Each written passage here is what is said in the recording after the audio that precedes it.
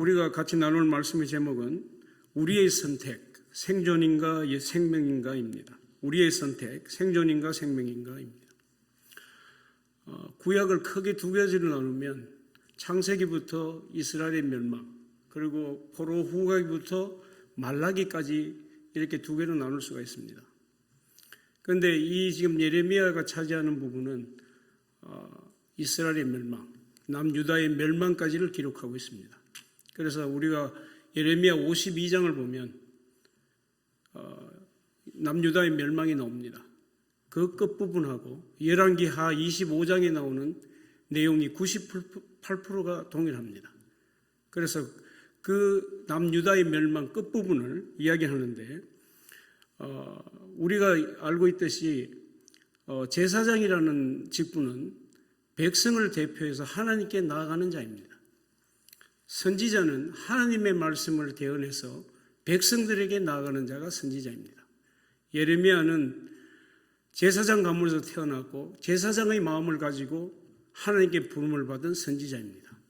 그러기에 그는 하나님께서 이스라엘 멸망을 선포했을 때 백성의 입장에서 굉장히 마음이 아픈 공감의 영상을 가지고 백성들에게 나아갔던 선지자입니다.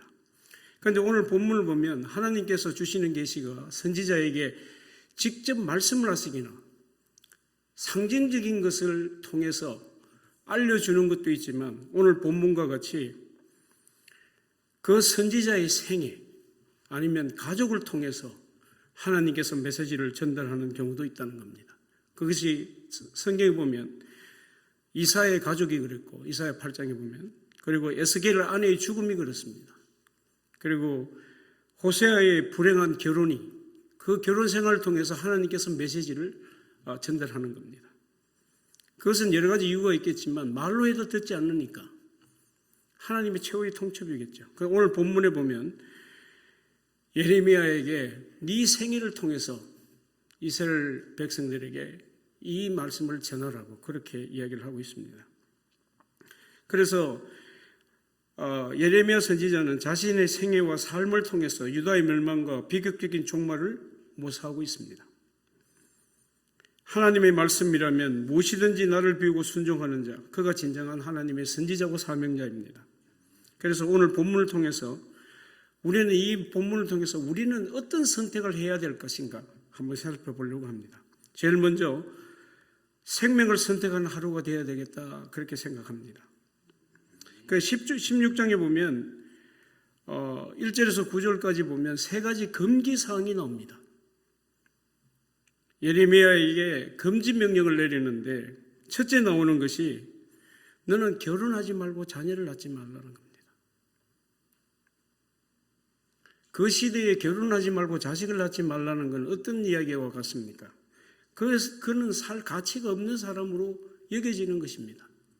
그리고 이것은 하나님의 창조 질서에 어긋나는 겁니다. 하나님은 창세기 1장 28절에 너는 생육하고 번성하여 땅을 정복하고 지키라 그렇게 이야기하셨습니다.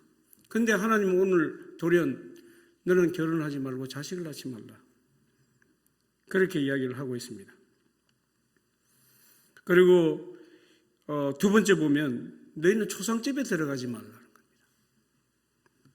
통곡하고 애곡하는 일은 매우 중요합니다. 사실은 장례를 치를 때에 우리가 애통하고 애곡하는 것은 사실은 예의입니다. 그런데 이런 걸 하지 말라는 겁니다. 이스라엘의 그 공동체에 몇 집이 사는지는 모르지만 가장 몇 집 되지 않았을 것 같아요.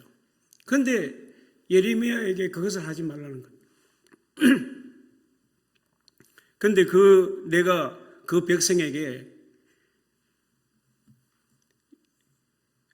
평강과 인자와 사랑을 제하여 버리겠다 그렇게 말씀합니다. 평강은 무엇입니까? 샬롬입니다. 인자는 뭡니까? 헤스드입니다. 헤스드. 하나님의 은혜. 그리고 사랑은 뭡니까? 어미의 자궁과 연결되어 있는 하나님과 연결되어 있는 그 사랑을 제하여 버리겠다 그렇게 엄중하게 말씀하고 있습니다. 그러니 너는 초상집에 들어가지 말라. 두 번째 금기사항을 얘기합니다.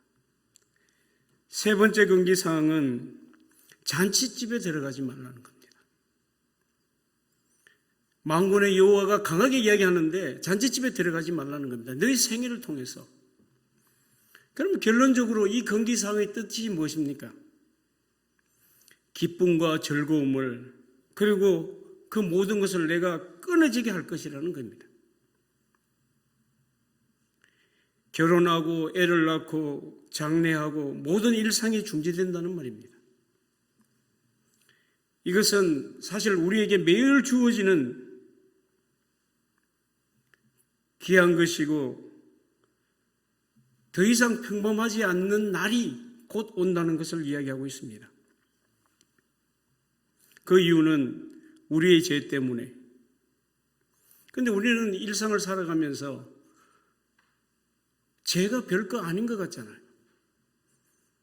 이런 하나님의 죄에 대한 심판이 우리 앞에 없기 때문에 죄를 지어도 그것이 뭐 큰 문제가 되겠나 이렇게 생각할 때가 많다는 겁니다. 하나님이 아직까지는 평강과 인내와 사랑을 거두어 가시지 않았기 때문에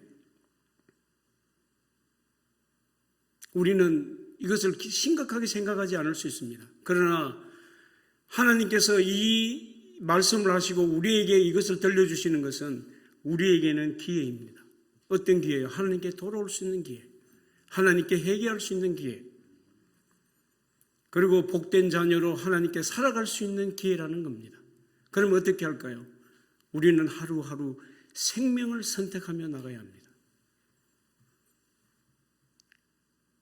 하나님께서는 오늘 예레미야를 통해서 세 가지 금기사항을 이야기하시면서 이스라엘 백성이 그 날이 오기 전에 그것을 깨닫고 돌아오기를 간절히 바라고 계신다는 겁니다.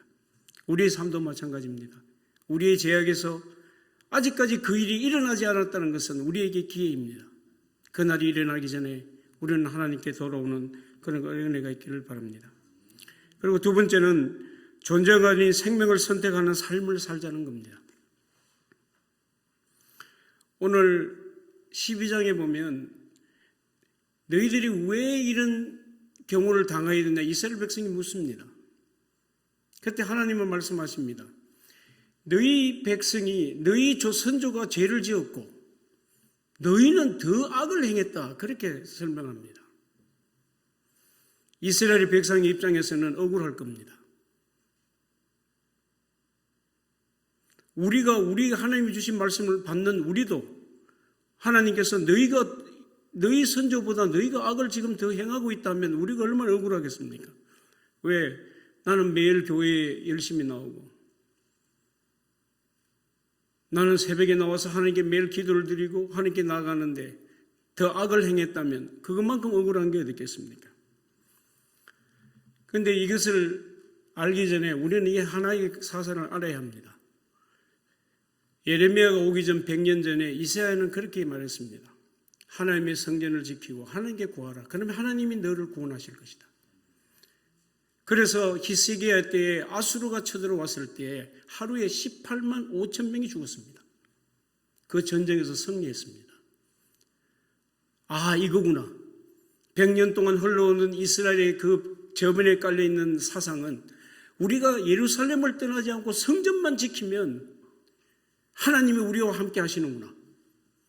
그래서 그의 모든 삶은 형식으로 바뀌었습니다.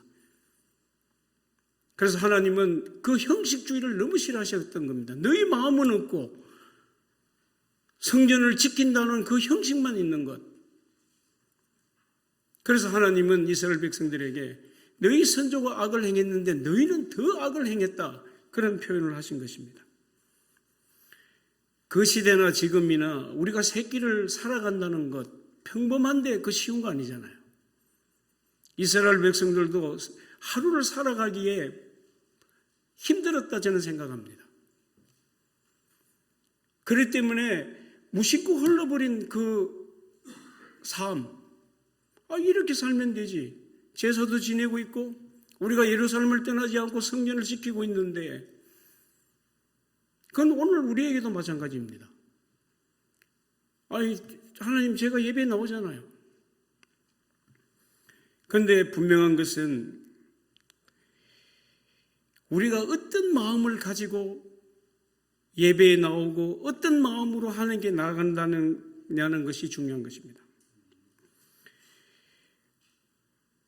무슨 기준으로 내가 어떤 마음으로 하나님께 나오느냐, 그것이 가장 중요한 것입니다. 이것을 알아보기 위해서는 굉장히 쉬운 방법이 하나 있습니다.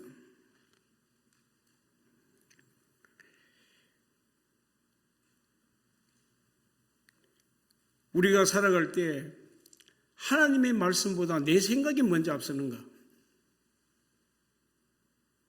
우리는 알 수 있잖아요. 남은 몰라도 나는 알 수 있잖아요. 하나님의 말씀이 먼저인가? 세상의 정보가 먼저인가? 우리는 알 수 있잖아요. 지금 이 세상의 시스템은 생존을 위해 살아갈 수밖에 없는 시스템입니다.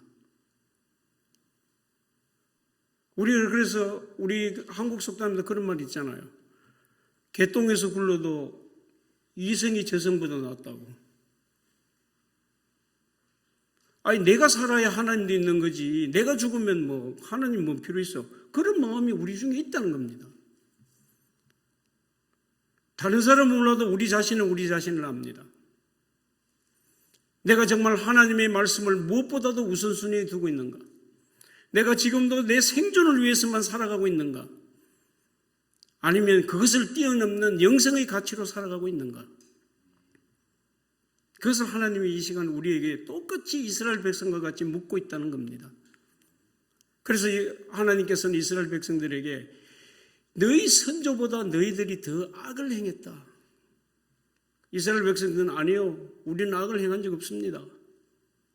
우리는 이사야가 말해준 대로 성전을 짓고 하나님께 구하면 된다고 해서 우리는 그렇게 살고 있습니다. 이렇게 답변했을 것입니다.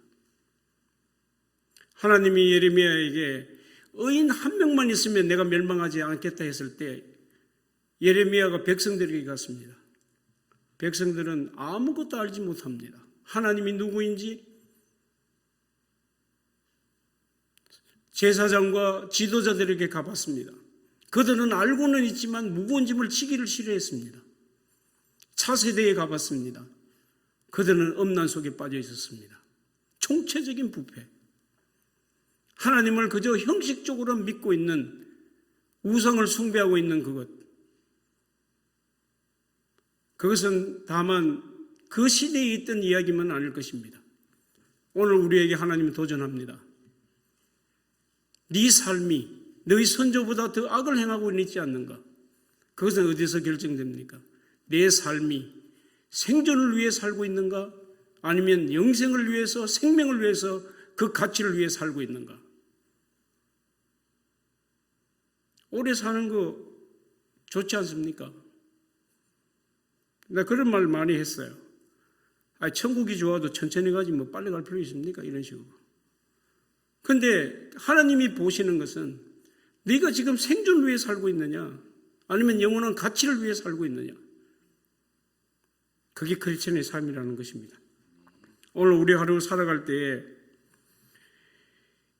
그런 생명의 가치를 두고 살아가는 삶인지 우리가 하나님 앞에 묵상하면서 오늘도 기도하는 귀한 하루가 되시길 기도합니다.